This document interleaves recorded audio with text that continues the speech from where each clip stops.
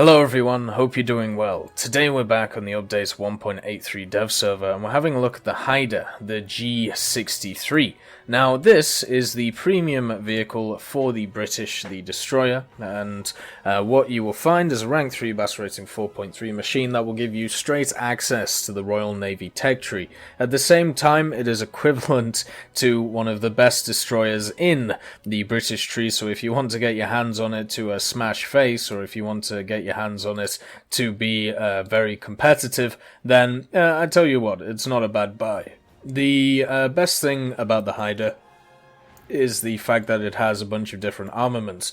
One of the problems with a few of the destroyers in game is that they generally excel in one area and struggle in a few others. The Haida is much more of an all-round machine. It has 3 sets of dual 120mm. You can see them here, here, and of course here as well. And then you also have a dual mount 102, sorry, this is the 120s, this is the 102s here. Then it has a quad 40mm, because why not, destroy everything in the air from this thing.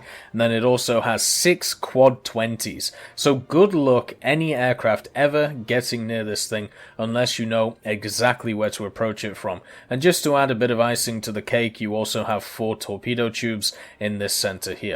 On top of all of this, what you get is a pretty nice skin, which is kind of rare for ships and also the new helicopters. It is nice to get something that makes you stand out at least a little bit compared to some of the other ships that you will face. If we have a look at the modifications of the Haida, what you will see is the 120mm, you can either have HE or you can have APC-BC. Now I think generally because you're going to be facing destroyers and light cruisers, it is generally good to take the APC-BC, but this definitely may change, especially if they make changes to how the 120mm work. The 102mm as well get access to APC-BC and HE. Once again, I would pick the APC-BC, and unfortunately for the 40s and the 20s, you aren't able to get any of the differences from the default rounds. On top of this, you do get some Mark 6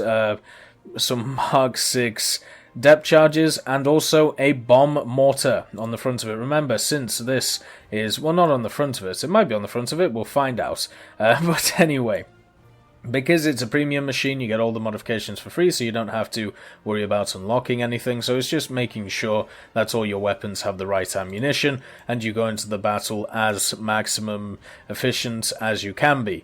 Let's have a look at the armor on the Haida. What you find is that there is nothing on, it doesn't have a belt like some of the destroyers do. Instead, the only armor is really around the main 120s. You have 3.2mm, so we're not talking about a crazy amount, and then just on the inside 15 as well. So this should try and stop stuff like HE, but overall, you're not really getting a lot of armor out of the Haida. X-Ray shows a kind of interesting story. So the first thing is that you have 2 engines. One is seems to be a dual engine, and then you have just one single here. That's how it's seen in the X-Ray. You obviously have the huge transmissions connected to the 2 propellers, the steering gear at the back, and then of course the ammunition storage, which is below both of the main turrets on the back, and then this massive ammunition storage below the 2 120s in the front. You also have the bridge, which is here, and then the radio station, which is here. Overall, a crew of 293, so a lot of guys who are on this boat. The main place where I would say to hit this thing from, or to hit this, would be in the ammunition storage, because if you hit that, it's a one-tick boom, everything goes up. If you are unfortunate and not able to hit this, then engines, knocking out its maneuverability, because you've got to remember, this Haida is maneuverable. It can also go 67 kilometers an hour, and is good in the turn. So overall, what you're getting is a very powerful premium here, which is very similar to the best of the British destroyers that you get in the tech tree. It's definitely going to be competitive compared to the Soviet, the German, and the American ships that you will have to get your hands on. And it really is just wonderful to see. So let's take it into realistic battles, and what I mean by that is taking it into a test sail, so you can have a look and see what it looks like, and I can show you the mortars. So if we do the mortars here, let's just shut off the guns.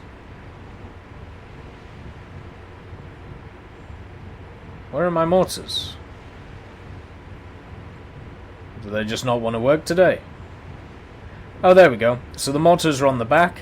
You fire off 2 depth charges to the left and the right of you at the same time, and that's basically how that works. So you only get 2 depth charges at the end of the day, but it is still 2, which is better than 0. If you want to see what the guns look like, all firing at the same time on this thing, here you go. So the 20s have started to open up. Unfortunately, I've made it so the ship itself is slightly overcooked, and there we go. So if you're a plane coming into this isn't even with the quad 40 firing. There goes the quad 40, it's off, attacking S-38. Let's change it to the aircraft, so the 40s change, so you can just see how much firepower can be taken towards the aircraft. The S-38 just got absolutely mauled within a few seconds. They're not really a surprise. It's not a ship which you would see which would actually stand up to something like this, but there goes the 40. Hear that? That is so loud. Holy hell. Anyway, those are the main guns firing. Of course I miss everything because I'm a terrible player. And let's just line it up once again. There we go. Much better. And those 40s just sound menacing as all hell. Then you also have the 102s, which are labelled as secondary guns, and now it looks like the 40 is probably reloading, since it just made itself blow up a little bit. So, let's see what it's able to do. There we go. As you can see, all of this fire with a crew, which is going to be designed to be able to kill stuff, yes, this thing is going to be able to shoot anything it wants out of the sky. Just because right now it's struggling to shoot that thing down, don't you worry about it. Remember, the crew on this vehicle right now is at exactly 0.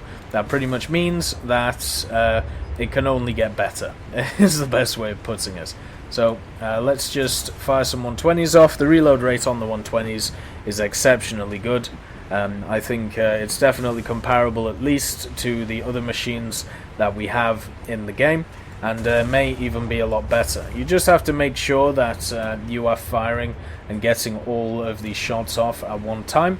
And then let's just engage the secondary weapons just to show you how much damage everything can do while it goes off. So there we go. Some of the few issues is that the 40 takes quite a long time to turn. But that's okay. You know, most of these larger ships have issues like that. The main thing is that these 120mm are hitting ships, doing quite a decent amount of damage to them.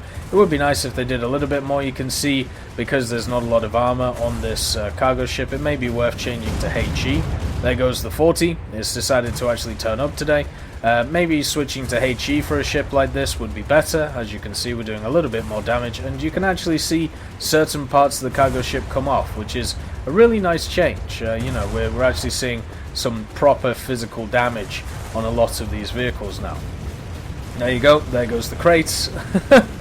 You can see some of the damage model coming in now, instead of it just being, look at the amount of fire that's going off right now.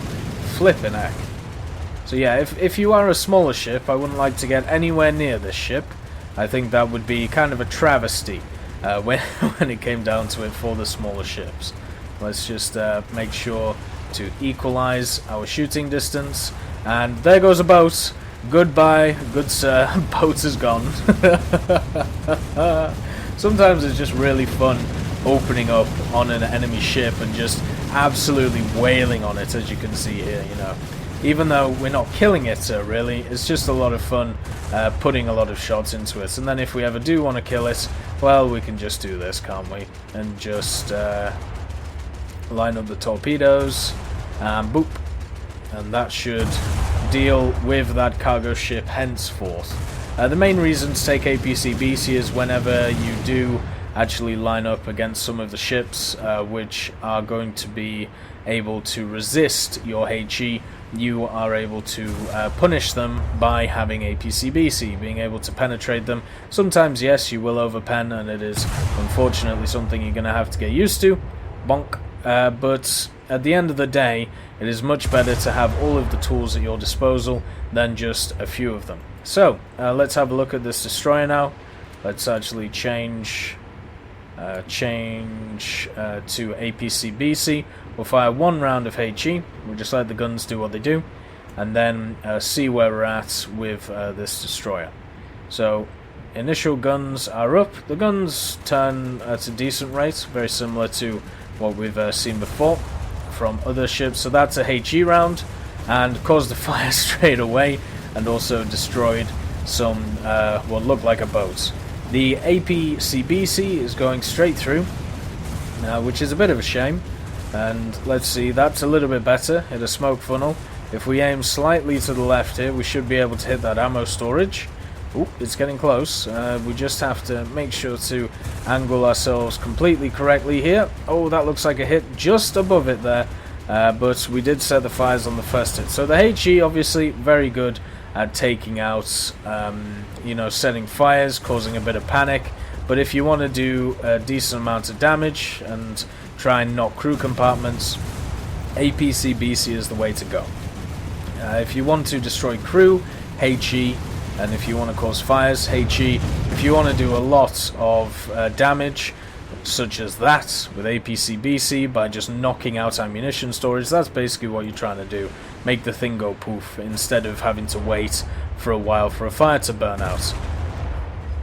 But overall, the Haida, it looks like a very successful ship. It looks like one that many people are going to enjoy playing in the game. I personally will also enjoy playing it and unlocking the wonderful Royal Navy tech tree, now that some of the vehicles have got a supreme research reduction. I hope you all have a wonderful day, and I'll see you next time.